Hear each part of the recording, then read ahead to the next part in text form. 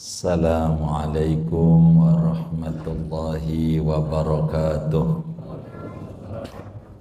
Bismillahirrahmanirrahim.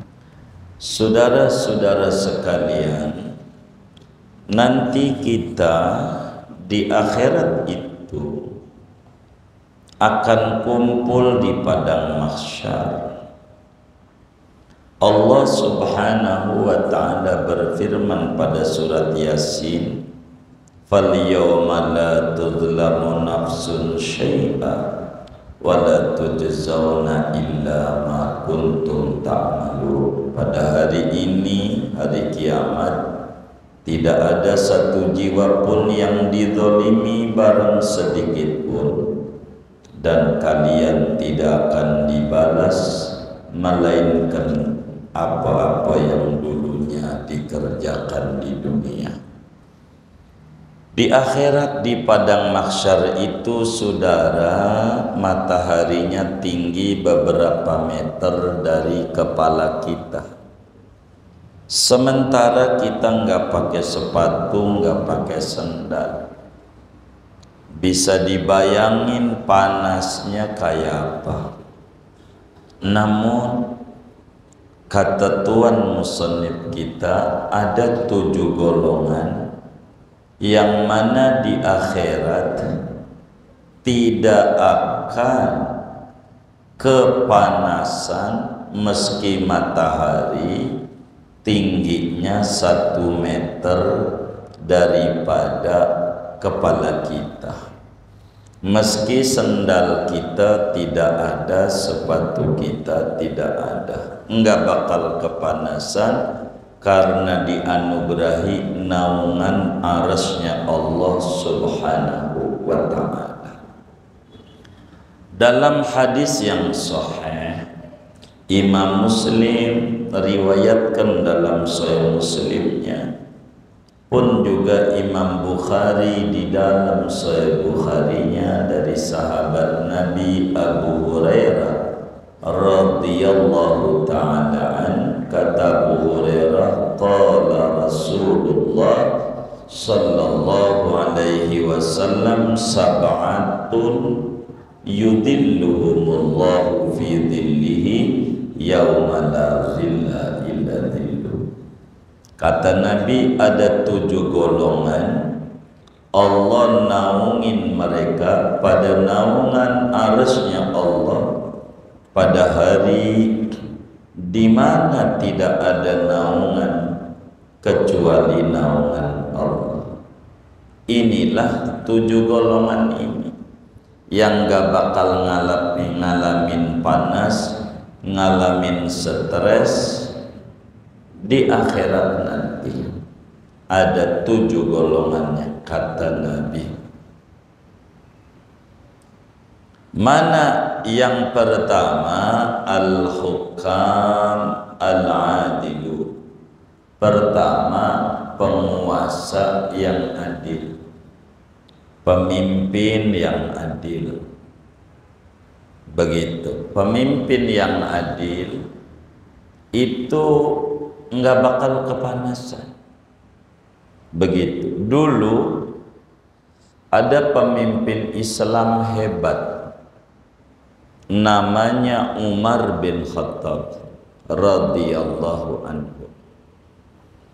Sayyidina Umar ini pemimpin hebat. Bukan saja muslim yang mengakui, orang non-muslim, orientalis, orang-orang barat memuji kepemimpinan Umar bin Khattab. Adilnya luar biasa, 10 tahun lebih menjadi penguasa. Umar 2 periode 10 tahun. Sayyidina Umar jadi khalifah, bukan pemimpin di negara tapi pemimpin dunia. Ketika detik-detik terakhir Umar bin Khattab jadi khalifah, udah senja usianya, Maka para sahabat termasuk Sayyidina Utsman bin Affan dan lainnya menyodorkan kepada Sayyidina Umar orang hebat, muftil Madinah, rajanya tukang fatwa di Madinah, alimnya luar biasa, luar biasa.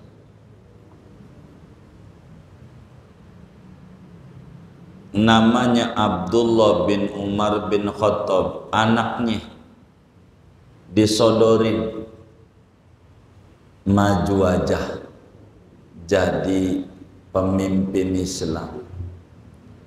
Ngamuk Sayyidina Umar, siapa yang berani dorong-dorong anak saya untuk jadi wapres, saya amuk nih. Begitu Sayyidina Umar bin Khattab jadi khalifah, pemimpin yang adil.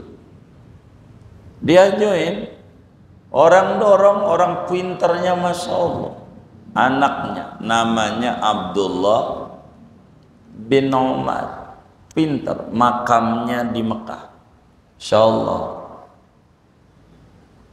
kita akan ziarah, dan kawan-kawan kita udah banyak yang ziarah ke makam Sidi Abdullah bin Umar. Makamnya di Hayyu Syuhada di Tanaim, makamnya. Kita ziarah berkali-kali, Allah anugerahi, dan insyaallah Ramadan besok kita ziarahi kembali Sidi Abdullah bin Umar, ulama besar dari kalangan sahabat. Diajukan Abdullah bin Umar untuk nerusin babanya, ngamuk babanya, jangan, ndak boleh, cukup Umar aja yang jadi khalifah, jangan sampai ada anak Umar. Padahal adilnya luar biasa Sayyidina Umar. Akhirnya ada yang mengkhelah tuh dikocok, nama pemimpin itu dipilih. Sayyidina Utsman ada namanya, Sayyidina Ali ada, untuk nerusin sesudah Sayyidina Umar. Semuanya ada, termasuk Abdullah bin Umar nyelip juga. Kalau tadi diusulin, udah dia aja calon tunggal, ngamuk semua. Diakalin lagi oleh kaum muslimin, disiasati, dikocok aja, kali aja keluar wong pemimpin hebat. Kata Umar, siapa-siapa ini namanya? Ada lagi Abdullah bin Umar. Jangan, anak saya jangan. Nanti saya nggak bisa jadi pemimpin untuk adil, susah, berat, pemilunya sulit untuk jurdil kalau anaknya khalifah ikut. Begitu Umar nggak mau, anaknya saking pengen dapat naungan arasnya Allah biar nggak kepanasan. Ini Umar, bukan Umar ini nih, ini Umar, Umar Faruk. Iya, namanya Umar Faruk. Ini nyontosin Umar, orang yang adil. Ini Bang Umar. Ya begitu saudara. Enggak mau anaknya disodorin, jangan. Begitulah Sayyidina Umar. Orang yang akan dinaungi itu adalah pemimpin yang adil. Moga Indonesia dianugerahi pemimpin yang adil, yang takut sama Allah, yang sayang sama masyarakatnya. Amin ya rabbal alamin. Itu begitu saudara. Pertama, pemimpin yang adil. Kalau saudara jadi pimpinan, kudu adil, kudu adil. Jangan begitu, ndak boleh repot.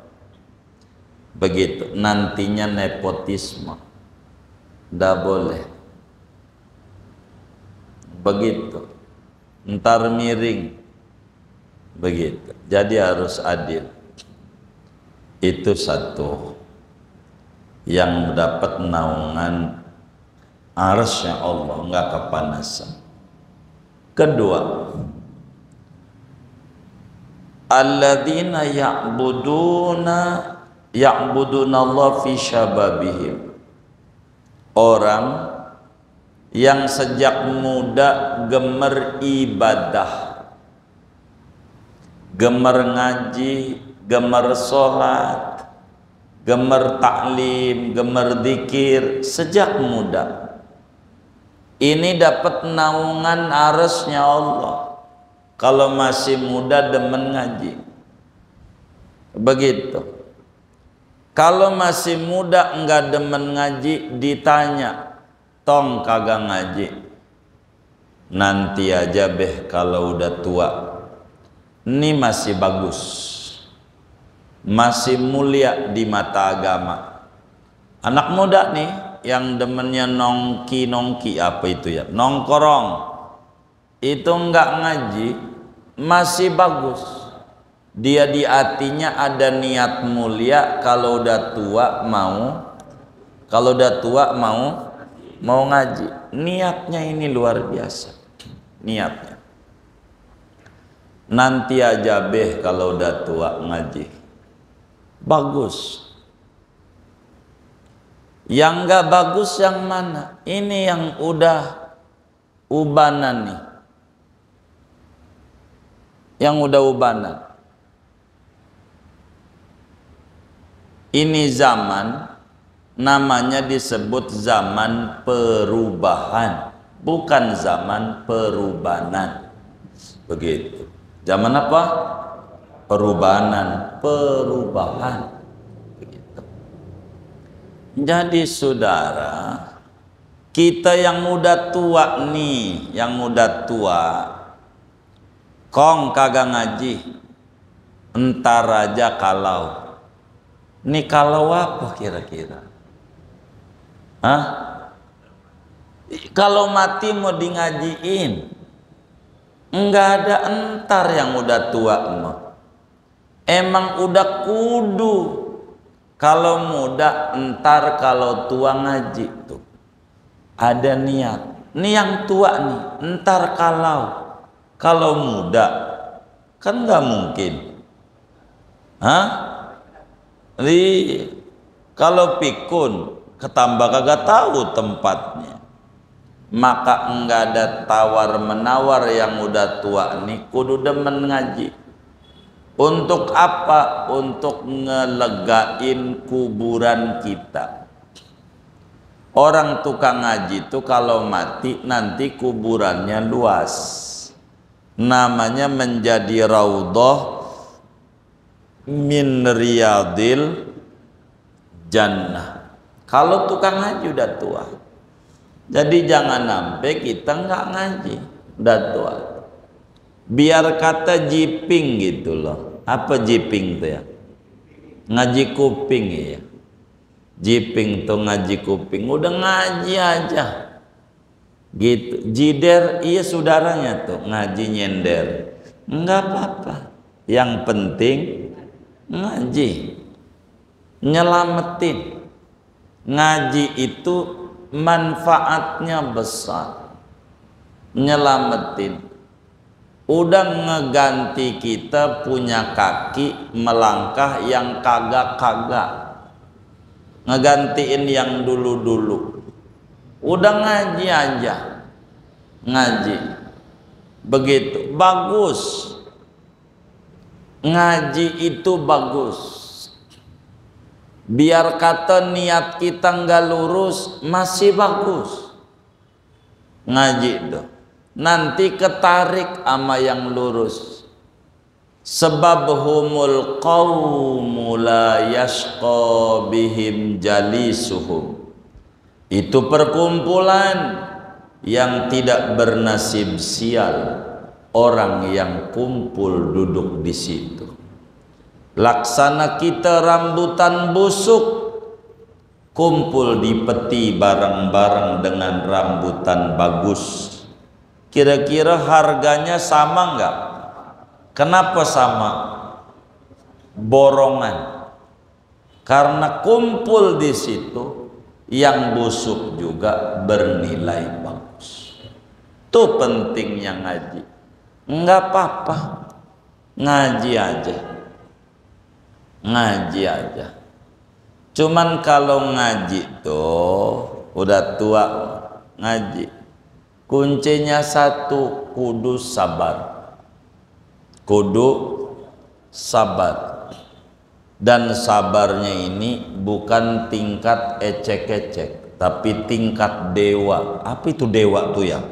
Pokoknya tinggi dah gitu ya. Saya juga belum ketemu sama dewa tuh. Kalau dewa 19 ketemu, rumahnya di Pondok Indah masalahnya. Gitu. Ini dewa 20 masalahnya. Itu begitu. Kudu sabar. Kata kiainya kalau pulang ke rumah tuh biar bekah ucapin salam. Gitu. Ucapin salam setiap masuk ke rumah, kaki kanan ketok, kaki kanan salam. Itu kiai ajarin, diamalin sama dia. Assalamualaikum.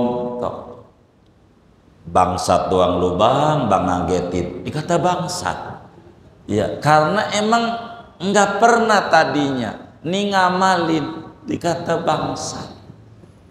Sabar, ngagetin aja, gua kira siapa begitu.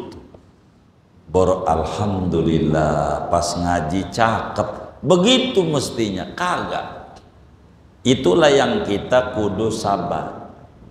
Kata kiainya, nih udah ngaji bapak-bapak nih, pokoknya masakan bini tuh dipuji enak kayak kagak kayak, walaupun kagak enak lu bilang enak kayak. Begitu kata kiai, ini ibadah. Dia habis ngetok pintu, makanan udah siap dimakan. Tuh kata si laki habis ngaji, subhanallah, masakanmu nikmat luar biasa. Najong lu bang, sejak bujak lu nikah belum pernah muji nih pas janda sebelah ngasih makanan, lu makan, lu bilang enak. Tuh, tahu kagak kalau yang bagi janda yang rumahnya sebelah begitu, salah aja. Pokoknya kalau orang udah ngaji mau kudu sabar. Emang begitu, sabar. Begitu. Saya aja kadang ditanya sama sebagian temen tuh ngapa yang ngaji tuh banyak di majelisnya, kalau ngajar. Kata saya justru saya sedih banyak. Loh kok sedih? Itu tipikal laki di rumahnya diomelin bininya, jadi kagak tenang. Kecuali tenangnya di majelis taklim, makanya ngantuk. Begitu saudara, begitu. Kudus. Kedua, yang dapetin naungan Allah di akhirat masih muda, demen ibadah. Tiga, alladzina yulazimunal masajid, orang yang hatinya demen nama masjid, demen. Jadi kalau ketemu dohor, ya Allah kapan asar ini, saya pengen sholat lagi, beri saya panjang umur biar ngalamin sholat asar. Udah ketemu asar, alhamdulillah, ya Allah kau beri saya umur panjang ngalamin ibadah asar. Udah selesai ngomong lagi, ya Allah beri saya umur biar ngalamin maghrib. Begitu. Kalau udah sholat maghrib, ya Rabb beri saya izin untuk saya ngalamin sholat isya. Begitu mulut. Ini orang nanti di akhirat kagak kepanasan, hatinya demen nama masjid, demen. Enggak kayak kita dengar adzan isya aja astagfirullah, Udah Isya aja ya, mana baru buka puasa nih. Dengeran Isya. Ngopi belum, ngerokok belum, udah Isya aja. Istighfar. Mana orang yang kayak begitu ngaji lagi malam ini. Begitu saudara. Ini orang yang hatinya gemer sama masjid, nantinya enggak kepanasan. Wa rajulun qalbuhu mu'allaqun bil masjid. Orang yang hatinya pengen ke masjid ibadah. Itu yang kayak begitu saudara, enggak bakal kepanasan. Pengen ke masjid. Begitu. Keempat, al-mutahabbuna fillah. Keempat, orang yang saling cinta mencintai karena Allah. Dia saudara bukan, kakeknya juga enggak satu, hanya ketemu saja di majelis, tapi udah kayak saudara, saling mencintai, saling dukung mendukung. Kalau baik dia angkat kebaikan, kalau buruk dia tutup rapat-rapat. Ini orang yang saling cinta mencintai karena Allah, karena kebaikan, bukan karena nafsu, karena kebaikan. Cinta karena agama, peduli karena agama, karena Allah.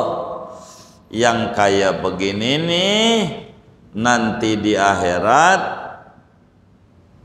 akan tidak kepanasan. Kumpul karena Allah, berpisah pun juga karena Allah, bukan karena kepentingan. Nah ini politiknya beda sama kita, gue gedek sama dia, enggak, karena Allah. Itu mah politik dunia dah. Ini urusan akhirat. Kalau temennya mabok enggak didiemin, jangan begitulah, enggak benar. Ini namanya cinta karena Allah. Perhatian, itu begitu. Dinasihati temannya salah, kalau dinasihati enggak nurut, ya sudah. Karena kita tugasnya menasihati saja, bukan memaksa. Urusan dia. Itu kayak ini. Nanti orang yang kayak begini nih, nanti enggak bakalan kepanasan. Yang kelima,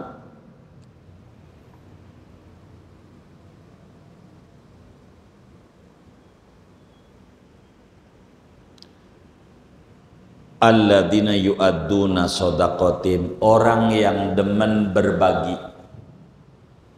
Demen berbagi. Orang yang demen berbagi itu enggak kepanasan.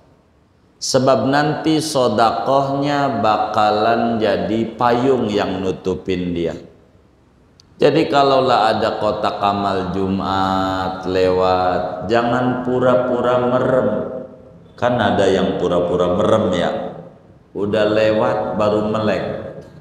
Jangan, biar kata 1000 perak isi. Maka ama kiai-kiai itu kalau sholat Jumat yang bagus pakai koko, kata kiai. Kantongnya berapa ya? Koko 3 ya, 3, banyak kantong. Isi tuh isi, begitu isi. Ada kotak amal. Nggak mampu 1000 gope nggak apa-apa. Cuman kalau gope ada adabnya. Karena kotak amal nih kalau jalan kadang kayak jalan tol menuju Serpong, cepet. Begitu. Jadi kalau duit tuh gope dibungkus pakai koran pos kota, bungkus. Jangan sampai waktu ditaruh tuh di kaleng bunyi pelentang aja. Yang lagi tidur nih kaget, sianat. Jadi ditutup.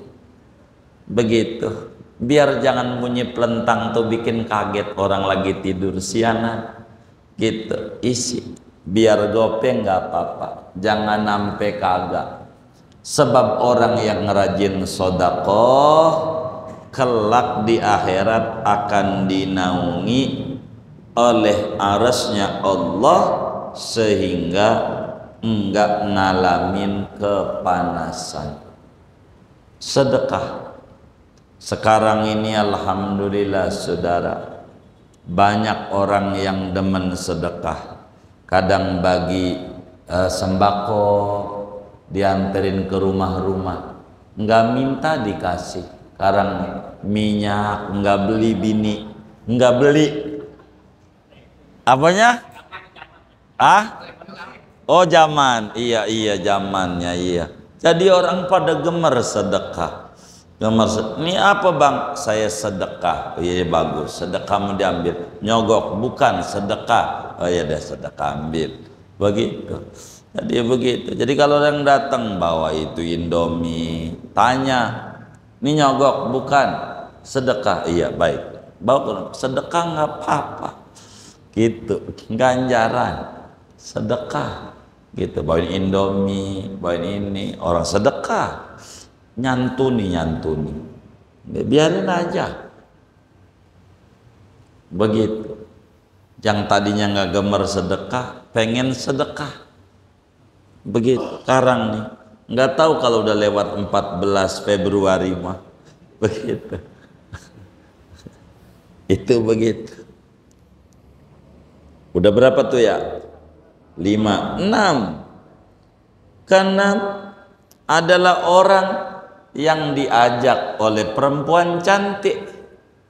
Udah lo sama gua aja begitu, pokoknya gua beliin pulsa, sorry gua mau ngaji. Begitu kita begitu, ditolak. Gratis buat ente kan orang pengajian, free begitu. Jangan itu, kalau dia diturutin waduh bahaya. Itu bahaya. Orang diajak oleh perempuan cantik untuk kencan, ditolak, sorry gua takut Allah. Yang kayak begini nih nanti enggak bakalan kepanasan. Terakhir yang ketujuh, orang yang kalau malam banyak menangis, takut kepada Allah, demen berzikir, baca sholawat, baca la ilaha illallah, habis sholat baca sallallahu ala Muhammad 100, demen zikir, demen ampe dia nangis, takut sama Allah atas umur yang udah diberikan, rezeki yang diberikan, takut kurang syukurnya sama Allah.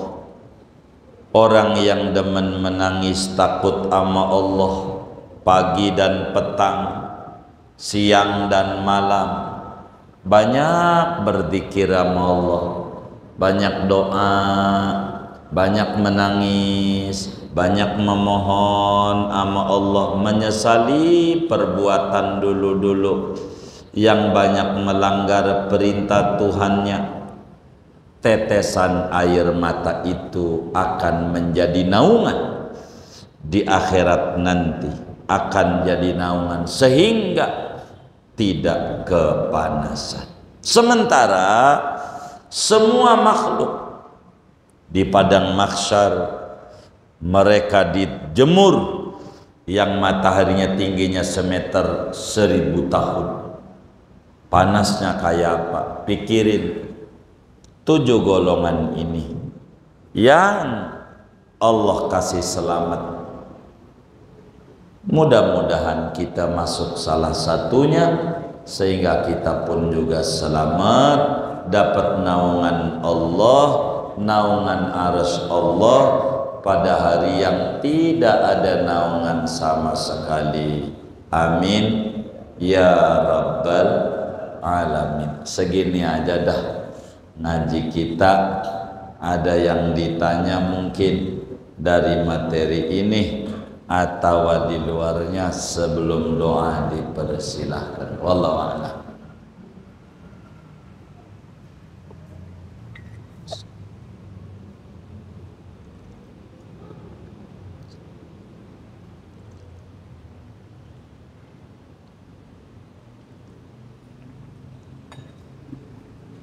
Kalau tidak ada, baik.